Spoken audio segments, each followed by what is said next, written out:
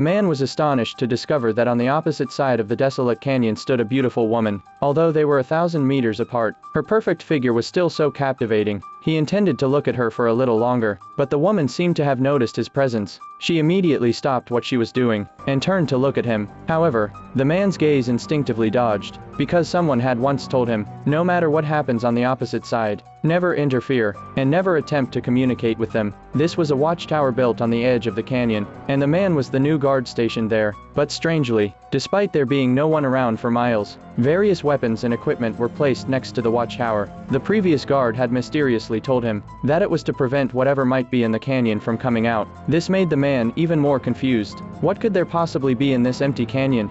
After working for 30 days, the man reported his progress to the military, and at that time, he couldn't help but ask a question, but the other side didn't respond. They simply hung up the call. It seemed like they were hiding something. Feeling bored, he remembered the warning from the previous guard, which was to never try to spy on the opposite watchtower. But the more he was told not to do it, the more curious he became. So, he couldn't resist using his binoculars to look across. But what he didn't expect was that there seemed to be nothing unusual on the opposite side. The only difference was that the guard on the opposite watchtower was a woman, and she also seemed just as curious about his situation. What surprised him even more was that this woman actually took the initiative to contact him. She attracted his attention with the sound of gunfire. When he stepped outside and looked across with his binoculars, the woman had written down what she wanted to say on a piece of paper. Because they were too far apart, this was the only way for them to communicate. The first thing the woman wrote was asking for his name. After a moment, the man replied to her in the same way. Then the woman pulled out a CD and played some music. However,